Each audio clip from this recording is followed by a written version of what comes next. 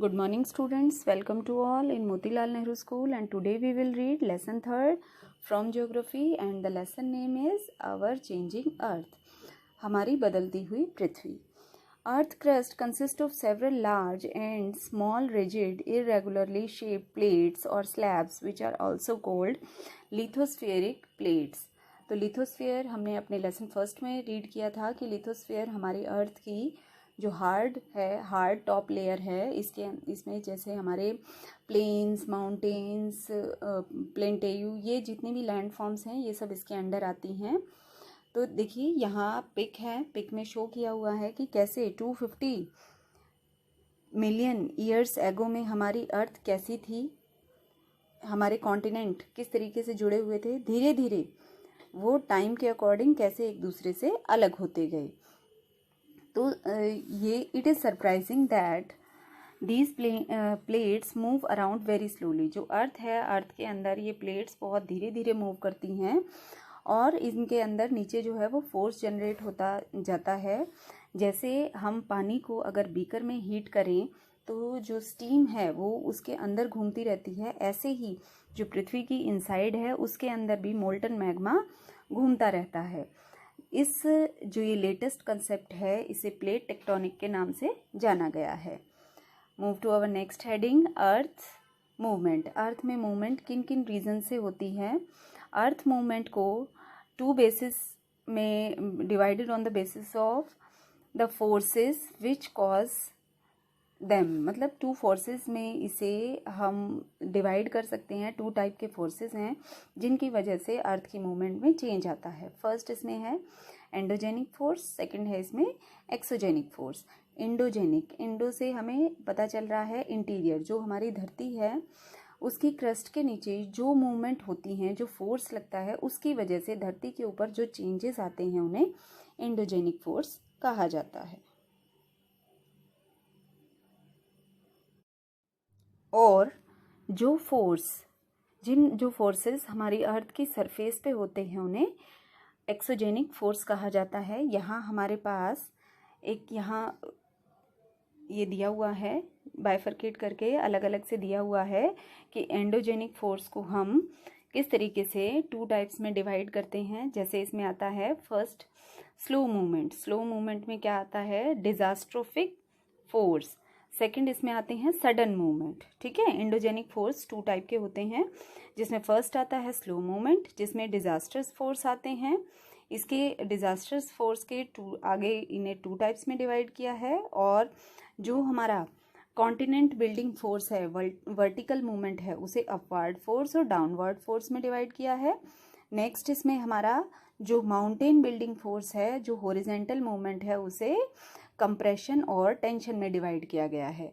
Next इसमें जैसे हमारे सडन मूवमेंट है, सडन मूवमेंट में क्या आते हैं, वोल्केनिक और और अर्थक्वेक, जो एकदम से मूवमेंट होती हैं. तो अब हम इसमें फर्स्ट रीड करेंगे डिजास्ट्रोफिक फोर्स. ये बहुत स्लो होते हैं, जिनके रिजल्ट हमें एकदम से हमारी लाइफ में, हम छोटी सी लाइफ में हम उन्हें नहीं देख पाते. ये चेंजेस हज़ारों साल लगा देते हैं या लाखों साल भी उसे चेंज होने में लग जाते हैं. इसमें 2 टाइप्स आती हैं, वर्टिकल मूवमेंट और हॉरिजॉन्टल मूवमेंट. वर्टिकल मूवमेंट में क्या होता है, दीज मूवमेंट कॉज राइज और fall of a portion of the अर्थ. जो हमारी अर्थ के पोर्शन में या तो वो हाई हो जाते हैं या फिर वो राइज और फॉल, ऊंचाई या निचाई उसके अंदर आ जाती है. जैसे इसमें 2 आते हैं. राइज में आएगा अपवर्ड फोर्स और जो फॉल है उसमें आएगा डाउनवर्ड फोर्स. अपवर्ड फोर्सेस में क्या है, अपवर्ड फोर्सेस वो होते हैं when a part of the earth crust is throne up. जो अर्थ क्रस्ट का कुछ हिस्सा जैसे पृथ्वी की सतह से ऊपर आ जाता है. जैसे हमारे जो कोस्टल एरियाज होते हैं, वहाँ कोस्टल एरियाज में जो सी लेवल से थोड़ी सी जगह ऊपर आ जाती है, जिसे किस नाम से जाना जाता है, एमरजेंस के नाम से. तो ये अपलिफ्ट पोर्शन हो जाते हैं और कई बार ये कोई कॉन्टिनेंट भी बन जाते हैं, कोई प्लेटेयू या फिर कोई प्लेन का हिस्सा भी बन जाते हैं. डाउनवर्ड फोर्सेस में क्या आता है, when a part of the earth crust sink, sink का मतलब अंदर चले जाना या डूब जाना, compression to the surrounding area is known as subsistence. तो ऊपर वाला क्या था हमारा, इसको इमरजेंस बोला जाता है और इसको सबसिस्टेंस बोला जाता है। इट गिव्स बर्थ, इसकी वजह से क्या होता है, वैलियां बनती हैं। अपवर्ड फोर्सेस की वजह से बनते हैं कॉन्टिनेंट, प्लेटेयू और प्लेन, और जो डाउनवर्ड फोर्सेस हैं उसकी वजह से क्या बनती हैं, वैलीज। नेक्स्ट इसमें सेकंड आता है हॉरिजेंटल मूवमेंट। हॉरिजेंटल मूवमेंट में क्या है, these movements occur horizontally beneath the crust of the अर्थ, जो ये पृथ्वी के अंदर नीचे होती हैं, इसमें टू फोर्सेस लगते हैं। फर्स्ट इसमें कंप्रेशन और सेकंड इसमें क्या आता है, टेंशन। कंप्रेशन को हम पुशिंग और टेंशन को हम स्ट्रेचिंग।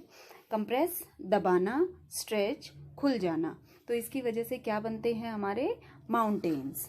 अब नेक्स्ट इसमें आती हैं हमारी सडन मूवमेंट। सडन मीन्स अचानक, अचानक से क्या आते हैं, वोल्केनोज आते हैं, ठीक है, और अर्थक्वेक। ये दो हमारे फोर्सेस हैं जो सडन मूवमेंट की वजह से अर्थ के ऊपर होने वाले घटनाएं हैं।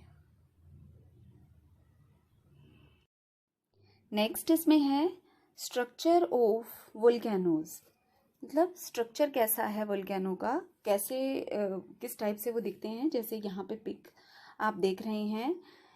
अब the magma when ejected out of the surface is known as lava. जैसे अर्थ की सरफेस पे मैग्मा जो है बाहर आ जाता है तो उसे लावा के नाम से जाना जाता है, ठीक है। ये देखिए लावा यहाँ पे शो हो रहा है। The opening on the surface through which lava gases out is called went और वोल्केनिक नेक, ठीक है। ये देखो जहाँ से लावा बाहर आ रहा है उसे वोल्केनिक नेक कहा जाता है, और जिस जगह से वो बाहर आ रहा है उस एरिया को क्या बोला गया है, क्रेटर, ठीक है। जिस जगह से वो बाहर आ रहा है उस एरिया को क्रेटर बोला जाता है। मटेरियल्स ऑफ इरप्शन, ठीक है। जब ये वोल्केनोस फूटते हैं तो टू वेज के ये वोल्केनोस होते हैं, जिसमें फर्स्ट आता है साइलेंट इरप्शन। साइलेंट इरप्शन इसमें क्या होता है, इसमें जो मैग्मा है वो बाहर आ जाता है, ठीक है। इसमें क्या होता है, इसे फिशर इरप्शन भी कहा जाता है, और दूसरा इसके अंदर आता है वॉयलेंट इरप्शन, ठीक है। फिशन इरप्शन में क्या होता है, लावा जो है वो बाहर आ जाता है, और वॉयलेंट इरप्शन में क्या होता है, मटेरियल्स भी बाहर आते हैं। मटेरियल्स में क्या क्या है, सॉलिड, लिक्विड और गैसेस। सॉलिड कौन कौन सी हैं, जैसे रॉक्स हैं, देखिए जैसे यहाँ पे बाहर हमें दिखाई दे रही हैं छोटी छोटी रॉक्स, जो एकदम से लावा फूटता, ये जो मैग्मा आता है वोल्केनोस के थ्रू, तो उसमें कई बार क्या आते हैं, वोल्केनिक ऐश और डस्ट, ये सारी चीज़ें उसके अंदर से निकलती हैं। लिक्विड में क्या निकलता है, उसमें मोल्टन रॉक और लावा, या फिर एक्सट्रीमली हॉट वाटर। और गैसेस कौन कौन सी निकलती हैं उसमें, वाटर वेपर्स आ गए, कार्बन डाइऑक्साइड आ गई, और कुछ और दूसरी पॉइजनस गैसेस। नेक्स्ट इसमें है land forms produced by volcanic activity. Volcano की वजह से किस किस टाइप की लैंड फॉर्म्स बन जाती हैं। If a volcano erupt again and again, बार बार अगर वोल्केनो होते हैं तो लावा जो होता है, लावा में से जो चीज़ें बाहर आती हैं, मतलब जैसे अभी हमने पढ़ा कि उसमें रॉक्स आ जाते हैं, उसमें ऐश आती है, डस्ट आती है बहुत सारी, जिसकी वजह से वो बाहर वो जम जाता है। और इसकी वजह से देखिए कुछ एरियाज हैं, कुछ क्षेत्र बने हैं, जैसे जापान का एक एरिया है जिसे फ्यूजियामा बोला गया है, वो वोल्केनिक माउंटेन का एक एग्जाम्पल है। Eruption through a fissure makes vast lava plateaus, the Deccan plateau, India का दक्कन प्लेटेयू इसी का एग्जाम्पल है, जिसमें क्या होता है, वोल्केनो से लावा बाहर निकलता रहता है, जिसे हम साइलेंट इरप्शन भी बोलते हैं। नेक्स्ट इसमें है टाइप्स ऑफ वोल्केनोज। वोल्केनोज कितने टाइप के हैं, अब according to frequency of eruption volcanoes around the world can be divided into 3 categories. 3 categories हैं इसमें। फर्स्ट इसमें आती है एक्टिव वोल्केनोज।